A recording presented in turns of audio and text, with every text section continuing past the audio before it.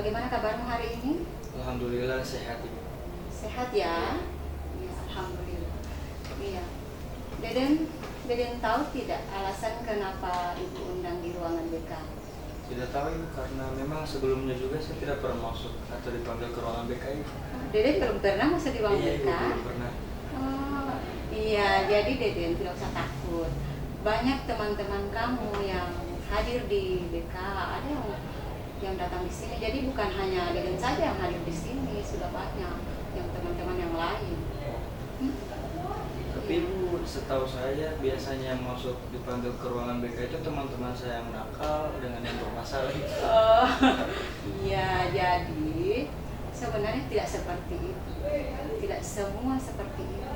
Yang masuk di sini, seandainya ada yang punya masalah, misalnya dia bermasalah tentang masalah pribadi, dia mau bermasalah belajar, ya, misalnya masalah sosial, masalah misalnya dengan temannya, dia mempunyai masalah dalam karir, tidak bisa menentukan pilihan karirnya, siapa saja boleh datang ke sini.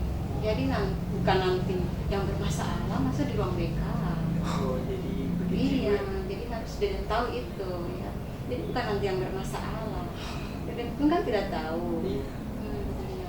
Jadi Deden, Ibu memanggil Deden di sini bukan untuk memarahi Deden, tidak ya.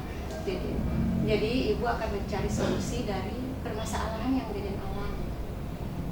Ibu dengar, Ibu sudah mendapatkan informasi bahwa Deden ini ternyata mempunyai masalah dalam belajar, tidak menyelesaikan tugas, sering menunda-nunda tugas.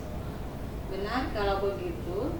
Iya. Deden bisa menceritakannya sama Ibu apa yang menyebabkan sampai Deden tidak menyelesaikan tugas, sehingga guru-guru mata pelajaran mengharapkan tugas Deden harus masuk.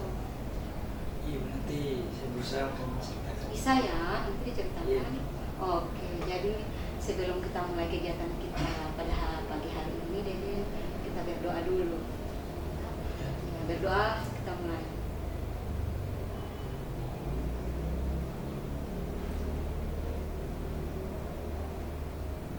Berdoa selesai. Alhamdulillah. Iya. Bagaimana pembelajaran hari ini, Deden? Apakah ada kegiatan lain selain belajar? Belum ada Ibu, masih belajar seperti biasa. Tidak ada pembelajaran kegiatan lain ya? Masih belajar. Iya, ada guru yang berhalangan hadir hari ini? Ya, kebetulan hari semua guru mata pelajaran Masuk. Iya, jadi Deden, Ibu di sini berada di sini ini bukan menghakimi kamu, ya. Tetapi jangan ada yang ditutup-tutupi supaya kita bisa mencari jalan keluar sama-sama, ya. Supaya kita bisa mencari jalan keluar dari apa yang Deden alami, ya. hadapi sekarang, yang kendala yang Deden hadapi sekarang. Bisa dipahami? Ya, bisa paham Ibu. Iya. Jadi berdasarkan informasi yang Ibu dapatkan, Ibu sudah kumpulkan informasi bahwa ternyata kamu ini tidak mampu memanajemen waktu, ya, tidak mampu menyelesaikan tugas-tugas, tidak mampu selalu menunda-nunda tugas kelas. Bahkan Ibu juga dapat informasi bahwa Deden ini ternyata cuma di luar, cuma bermain dengan teman. Tidak Ibu. Tidak, saya juga sering masuk tapi tidak selalu Ibu, Ya, kalau sebentar. keluar kelas Ibu. Sebentar, iya, sebentar, sabar. Ini Ibu tanyakan dulu, kan tadi Ibu bilang bahwa Deden ini tidak menyelesaikan masalah, ya. Sebentar nanti Ibu akan memberikan kesempatan kepada Deden untuk menceritakan, ya, apa yang Deden rasakan. Apa yang Deden rasakan itu cerita. Sebentar, Ibu kasih kesempatan. Yang sekarang kita bahas dulu, ya. Kita bahas apa yang Deden alami sekarang ini, yang masalahnya itu, ya, tidak menyelesaikan tugas, ya kan? Oke, baiklah. Jadi di sini Ibu akan menjelaskan dulu apa itu layanan konseling individual, karena kita di sini melaksanakan layanan konseling individual, ya, proses konseling istilahnya. Iya, jadi apa itu proses konseling atau layanan individual? Yaitu suatu layanan yang diberikan oleh seorang konselor, ya, Nah, ibu sebagai konselor di sini ya, Ibu Sapriati tahu ya, ya Ibu Sapriati sebagai konselornya terhadap konselinya, yang mana konseli saat ini adalah Deden, iya Deden. Jadi konseli itu namanya konseling. Jadi Deden itu konseli di sini. Nah, untuk mencapai atau untuk menyelesaikan masalah. Jadi untuk menyelesaikan masalahnya atau menyelesaikan masalah kendala-kendala yang dihadapi. Kendala. Kan kita terkendala dengan suatu, misalnya kita punya masalah dengan teman, itu semua itu kendala. Ya. Iya, jadi seperti itu, bisa paham? Nah, kemudian dalam pertemuan ini Deden, Ibu akan meminta Deden nantinya kamu akan mengamati tingkah lakumu, ya, mengamati tingkah lakumu itu yang tidak menyelesaikan tugas Ibu. Kamu amati tingkah lakumu, kemudian mencatatnya, ya, kemudian mencatat, kemudian membuat target. Membuat target apa yang akan kamu laksanakan untuk menyelesaikan tugas-tugas sekolah ini. Seperti itu, ya. Kamu akan membuat target. Pertama kamu akan mengamati, kemudian kamu akan mencatat, kemudian membuat target apa yang akan kamu laksanakan untuk menyelesaikan tugas-tugas sekolah. Seperti itu, ya. Bisa dipahami? Oh, paham, itu luar biasa. Ibu senang kalau ada siswa yang seperti ini ketika Ibu berbicara. Saya paham, Ibu paham, tapi harus paham betul. Ya, oh iya, oke, baguslah.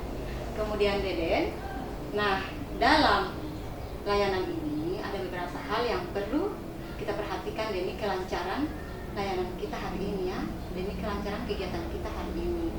Yang pertama, nah, Ibu tahu Deden hadir di sini, keberadaan Deden di sini pasti merasa kurang yakin. Dari tadi Ibu lihat-lihat itu seperti itu, mungkin merasa kurang yakin atau mungkin merasa risih. Kenapa saya ini berada di sini? Kenapa Ibu memanggil saya sampai tadi malam chat, diundang apa untuk apa di sini, ya? Nah, tapi hari ini tidak usah khawatir. Ibu sebagai konselor akan merahasiakan semua pembicaraan dan semua percakapan kita pada hari ini, ya. Jadi kamu tidak usah khawatir. Yang ada di sini yang kita bicarakan hari ini cukup Deden dengan Ibu yang tahu, ya. Paham ini? Cuma Ibu dengan Deden yang tahu, tidak ada. Jadi nantinya ketika Ibu meminta Deden mau bercerita, tolong ya, ceritakan semua apa yang Deden rasakan, apa yang Deden alami, yang merasakan, yang dalam diri yang mengganjal. Istilahnya ketika kita ada masalah kan biasanya ada yang mengganjal, ya, saya ini begini, ya. Jadi diceritakan semua, jangan ada yang ditutup-tutup. Karena kalau Deden tidak terbuka, ya, Ibu juga tidak bisa membantu secara maksimal. Tidak bisa membantu secara maksimal kalau Deden tertutup. Jadi kita saling terbuka. Deden terbuka dengan Ibu juga akan membantu Deden, ya. Karena Ibu di sini ini rela, ya. Ya, Ibu rela. Jadi Deden juga harus dengan sukarela, ya, sukarela dalam menceritakan masalah. Jadi Ibu tidak mau ini masalah Deden yang terus-terusan tidak menyelesaikan tugas, ya, tidak menyetor tugas sama guru mata pelajaran. Jangan tertawa karena memang ini kenyataan kan. Jangan tidak menyelesaikan tugas, tidak menyetor tugas, nantinya akan terus-menerus. Apalagi ini kan Deden sudah kelas 8 sekarang. Nantinya kalau sudah di kelas 9, apalagi kalau sudah masuk SMA, ya, sudah mau masuk di SMA, nantinya Deden tidak bisa mandiri. Akan selalu tergantung, mungkin melihat catatan orang lain, akan meminta jawaban orang lain, ya. Kita tidak bisa mandiri Deden kalau kita selalu bergantung dengan orang lain. Ya, kamu kan mau SMA. Nah, di SMA itu biasanya kita dibiasakan untuk mandiri. Iya, jangan nanti terus-terusan kamu punya masalah seperti ini yang tidak menyelesaikan tugas, selalu menunda-nunda, tidak mau menyetor tugas, itu akan terbawa-bawa, ya. Iya, kemudian dalam kegiatan ini juga nantinya ketika Ibu bertanya, ya, Deden harus menjawab, ya, harus menjawab dengan aktif. Kalau Deden aktif, ujung-ujung aktif. Jadi harus aktif. Deden aktif, ibu aktif juga, ya. Iya. Nah, kemudian kita berdasarkan dengan norma-norma bahwa dalam berbicara kita harus sopan. Yang Deden, seperti tadi Deden lihat so pintu sebentar. Iya, jadi kita harus berbicara dengan sopan. Bicara dengan orang lain pun begitu, harus dengan sopan santun. Kita berdasarkan dengan norma-norma yang berlaku dalam layanan. Bisa dipahami nih Deden? Paham Ibu ya? Paham betul Iya, ya? paham, Ibu. Iya, oke. Sekarang kita masuk ke tahap inti Deden.